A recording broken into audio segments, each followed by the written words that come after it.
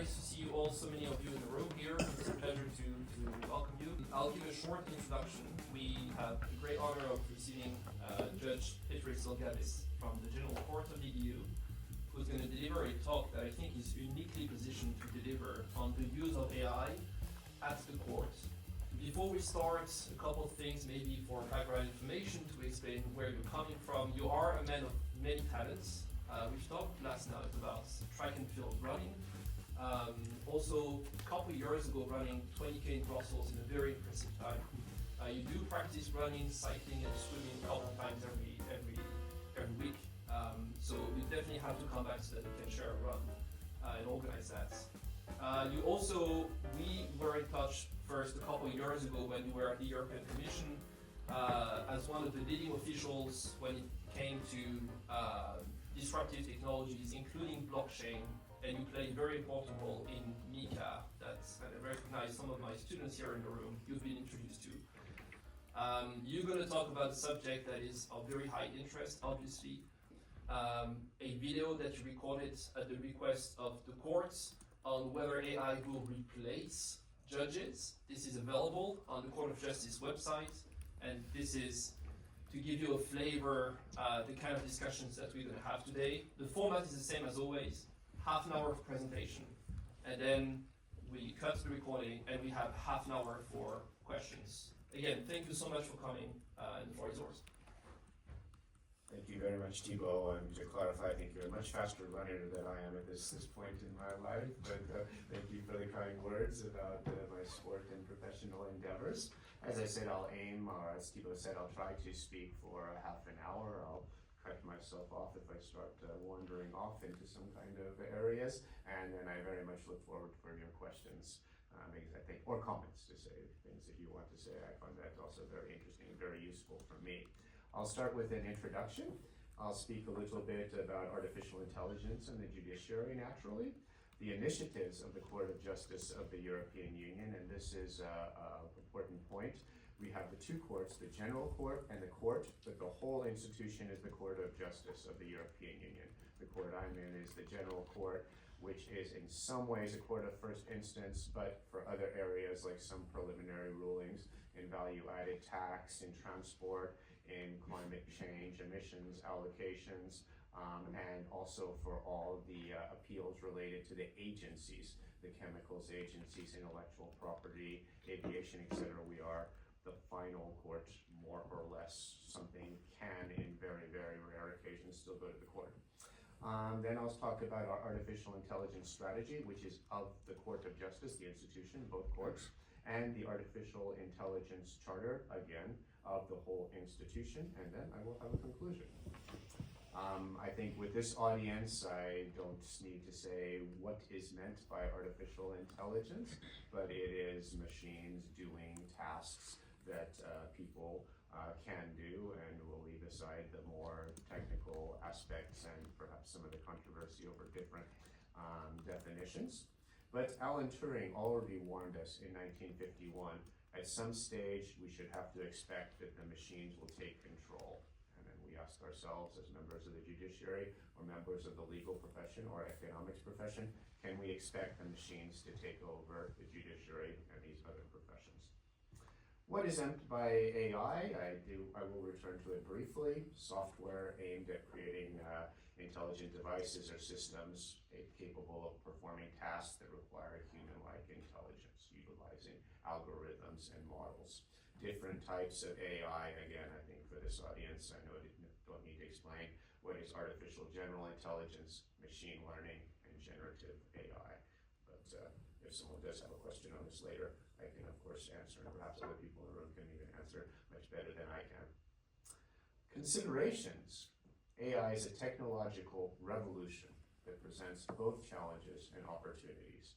It's important to harness the potential of AI while reconciling it with European Union values.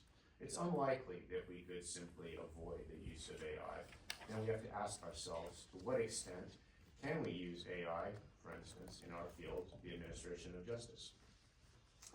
AI systems used in judicial or democratic processes can be considered as high-risk systems. This is a simple declaration. There are ways with various safeguards that you can take a judiciary use out of the high-risk area, but we in the Court of Justice, now I underline that this is not an official opinion, are aiming to fulfill all the requirements related to high-risk systems so that there is not any risk that anyone's fundamental rights or rights of due process are compromised.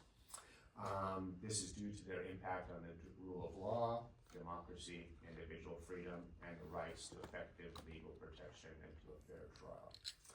In the context of the administration of justice, AI may be used to assist the judiciary in the investigation, the interpretation of facts and law, and the application of law to a particular case.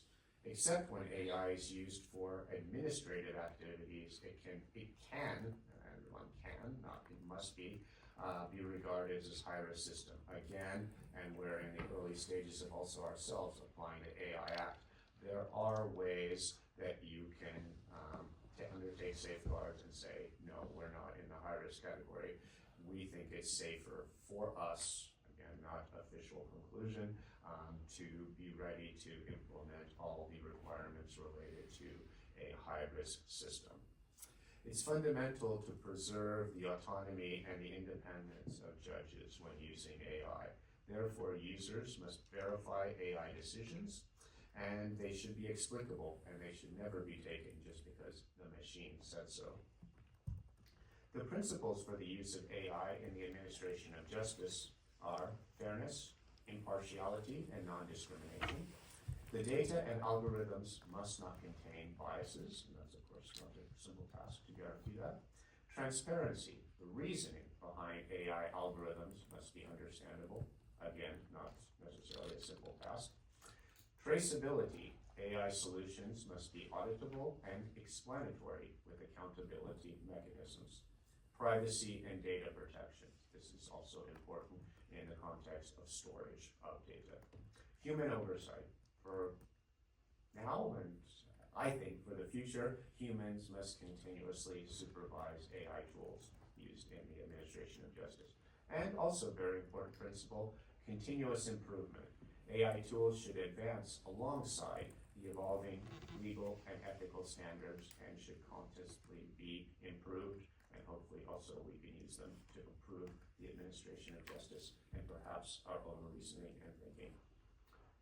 Risks of using AI in the work of the courts. As you hear, as an institution and myself, we have an optimistic and engaged attitude towards the use of AI, but we have to keep into account the risks as well. Lack of clarity, explainability. The complexity of AI can perplex citizens' understandings of how judges make their decisions. Relevance. Insufficient, inferior training data will compromise the accuracy of results. Lack of neutrality, depending on the data that's being utilized. If it's biased, corrupt data, this could lead to discrimination. Ethical concerns, the role of AI in decision-making. Who takes the decision and at what point? Risk to the independence of the judiciary. Resilience, any interruption of AI solutions could cause disruptions if you are very much relying on it. So this is linked to the next one. Over-relying on technology. Lack of a proper human filter. Hype abuse. Users may adopt AI tools in an uncontrolled way, causing security issues.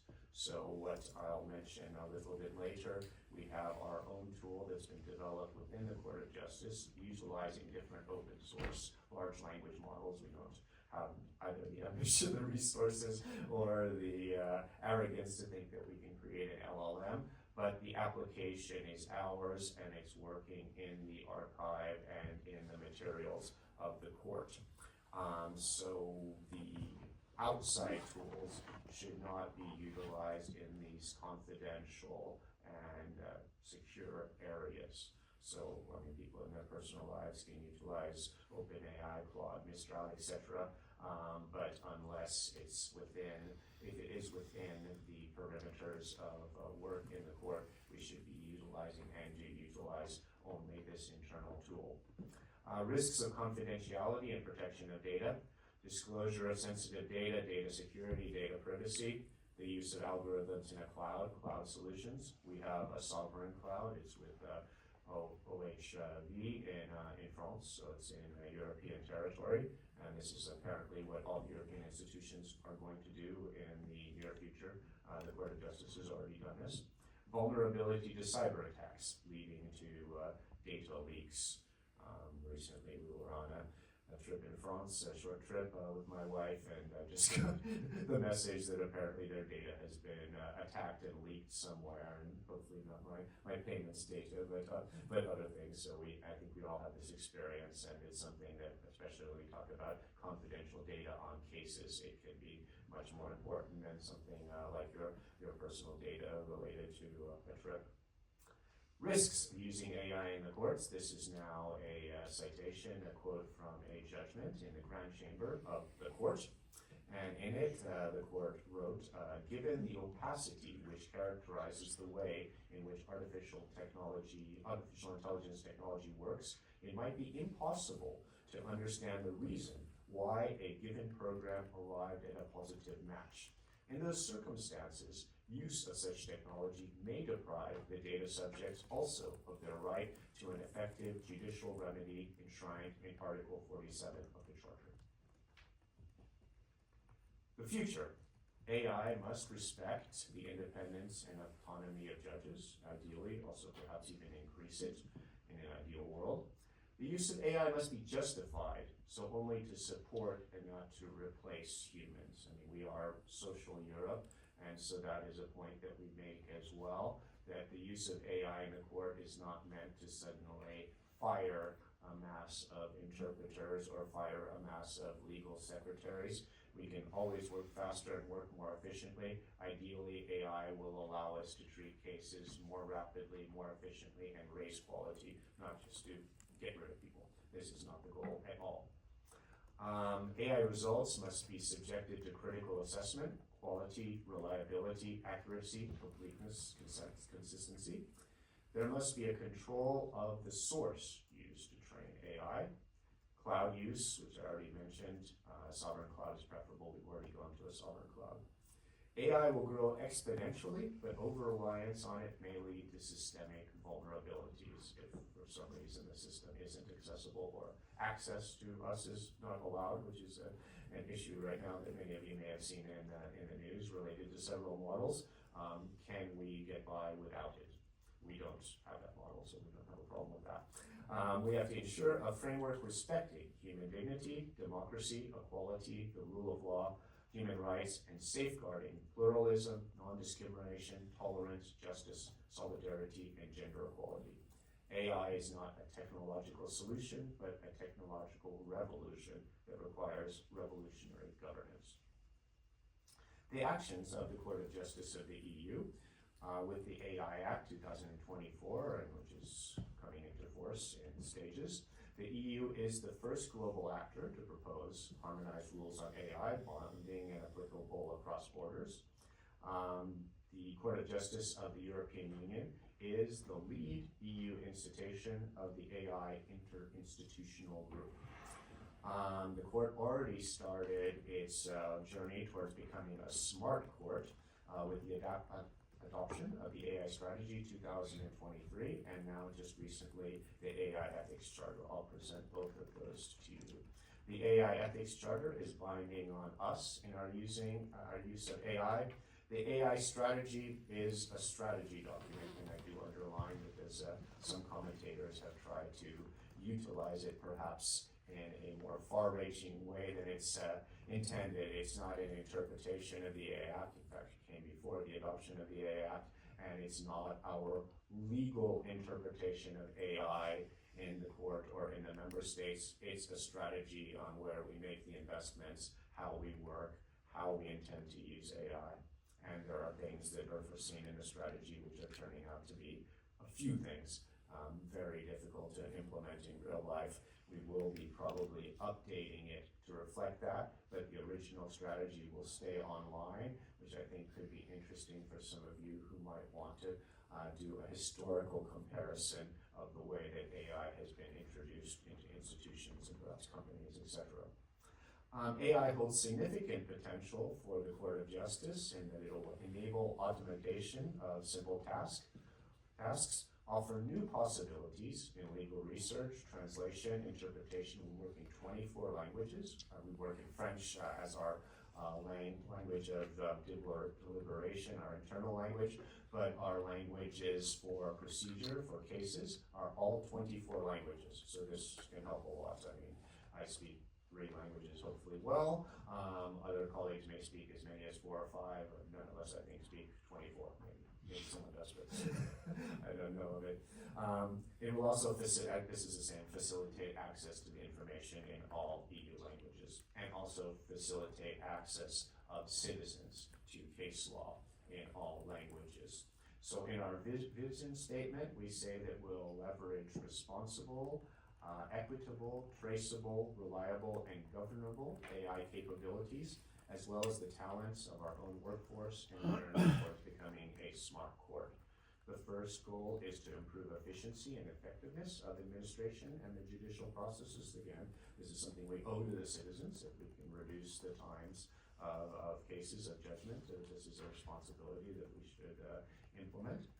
We should enhance the quality and consistency of judicial decisions. So your professor, I know, is doing very interesting work in the area of merger control and so on, comparing the results of various processes and judgments, and this is something that goes along the lines of our thinking, and I think we can be inspired by some of your results.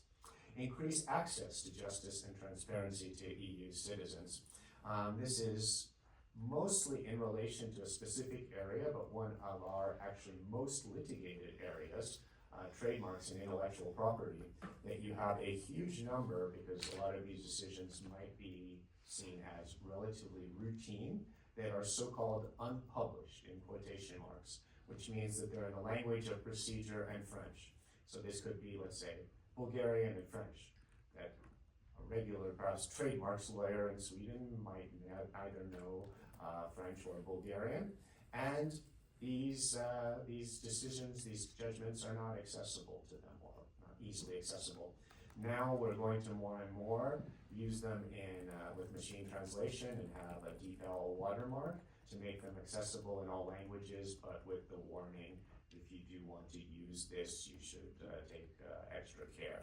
But to make a lot of legal searches, especially in this area, which is related to hundreds and hundreds of cases, and in a relatively important economic area, though slightly obscure for lawyers often who are in other areas. But so that will be an important step in making access accessible to all EU citizens. The first goal of the AI strategy is to improve the efficiency and effectiveness of the administration of justice. I mentioned this. Identify and integrate the AI solutions, which are going to do this. Enable data-driven transformations, operating work processes, and leverage AI benefits. Creating a transformative ecosystem, and adopting a governable AI. This is what we've basically done. We have increased support for text processing. We've increased the possibilities of semantic research, natural language processing. To enable these processes, attention had to be made especially to data governance, data strategy, and to the workforce. We've had very much training for the people working in the Court of Justice, who are very many linguistic agents, again, because of the 24 languages, this is the vast majority of the people working in the court, but also the legal secretaries, who are very important collaborators for the judges and our assistants. Goal 2 is to enhance the quality and consistency of judicial decisions. This is to ensure that there is consistency between different judges and so on. This is still at its beginning area, but we want to enhance legal research. We're still training the tool, and we want to leverage standardization. Also, we think that the AI systems will be able to quickly analyze a large amount of legal data, standardize the format of judicial documents from different member states, This is an issue that's important, for instance, in competition cases, which are very heavy cases, often in terms of data and documents, and also the aforementioned trademarks, which sometimes involve documents from 20 countries at once, and I can be slightly critical on some of our clients, some of our lawyers who are presenting in front of it, that sometimes the documents are not completely categorized by country, etc., and a legal secretary has to spend time on doing that. Now this can be done by, in the future, I would say perhaps with a little bit of caution, will be able to be done by the AI, basically putting documents together in the categories that interest us for analysis. Increasing the access to justice, I gave the example of the intellectual property decisions, but also increasing accessibility for citizens with disabilities.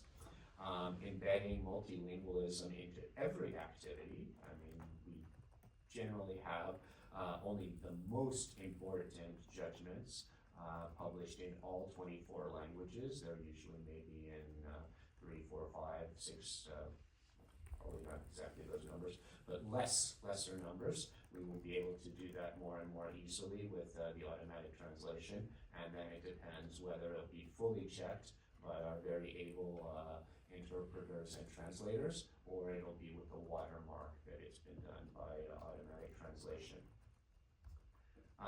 Again, we want to, this is a little bit more detail on how we would do that. I think we also want to find the right partners in the academic and research world, which is, I think, important for where we are now.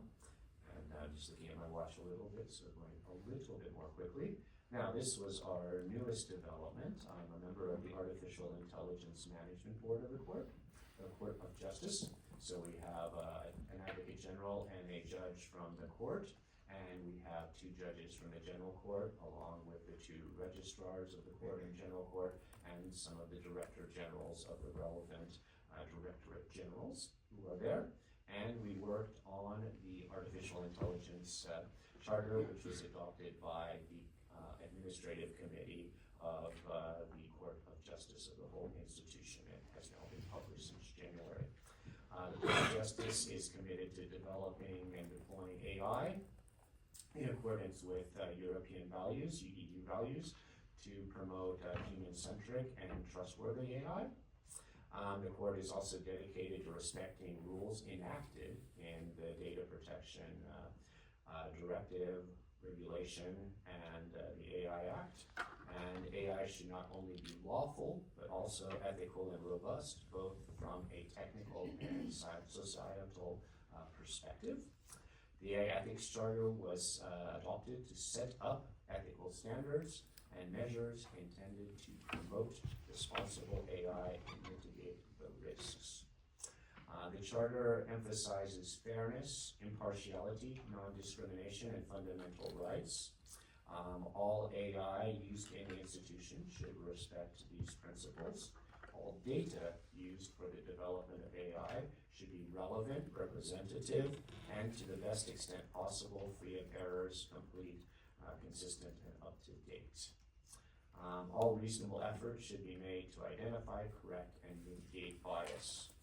Also, we should ensure equitable access, so there has to be a regular check that the use of the AI does not go beyond either technological proficiency or, in some cases, concentrate only on certain languages, excluding people either from inside or outside the institution. It should always be used in the public interest.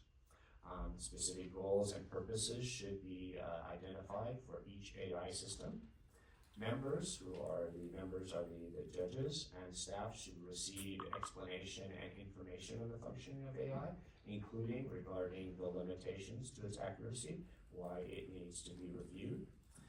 Users should be made aware when they interact with AI. It shouldn't be, a black box to people, especially from the outside or also from the inside of the institution. And data and processes used for training should be known and documented. System integrity and confidentiality need to be ensured. AI should be technically robust and operate in a safe, secure, and reliable manner. They should be resilient against attacks. We have to have always human agency, oversight, and accountability. Users should take a critical approach to AI, remain in full control, and be at the center of task allocation. AI should not be entrusted with decision-making responsibilities, and this is not only a judgment or other order, but it's also decisions, for instance, in the human resources or other areas. AI should be supervised by humans with strong control mechanisms, processes to monitor and verify data. To avoid an accountability gap, AI should be accompanied by a clear internal attribution of responsibility to the user. AI should undergo regular tests and audits, both on the technical level as well as the results level, to detect and correct bias and improve its quality more generally. The Court of Justice should provide regular training and awareness-raising initiatives for staff, and governance mechanisms should be reviewed and adapted regularly to make sure that they are still fit for purpose. On societal and environmental responsibility, the Court of Justice is aware of its responsibility towards society and the environment and will consider potential impacts. These are both social ones in terms of our own workforce, or perhaps on society in this way to deal with workforces, among other things, but also that we try to minimize adverse effects on the environment, ideally utilizing models that are more energy efficient, and choices with lower impacts should be considered as much as possible. So this is something that is on our agenda very much. Continuous improvement. We think that the Court of Justice should keep pace with technical, legal, and ethical developments. We should continue to promote and participate in dialogue with national authorities, other courts in the EU, and other EU institutions for cooperation, identify in best practice, and engage in social and academic debates. So this is one of the reasons I'm here today. As you can imagine, I have work back in Luxembourg, and will return back to still work today, but we think engaging in the social and the societal and academic debate is important when possible. Relevant feedback and technological development, as well as results of review mechanisms, should be considered to propose changes and adaptations to the Charter. So the Charter is a living document. Ideally, we will not have to change it, won't change it weekly, but hopefully it won't require changes every 2 years. It might go maybe a little bit longer in an ideal world, but in a fast-moving area like artificial intelligence, we have to be ready to react if the tools we're using suddenly become very different, or the societal or other context becomes different and changes for better or for worse. And with that, I've more or less finished, even if that's a couple minutes earlier, to get to, in a lot of ways, the best part and most important part of the presentation, which is then your questions, comments, and the discussion.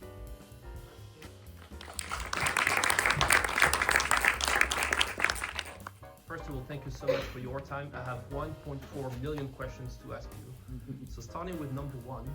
So something you've mentioned in passing is the fact that AI can also help fostering the independence of judges. How do you foresee AI doing that?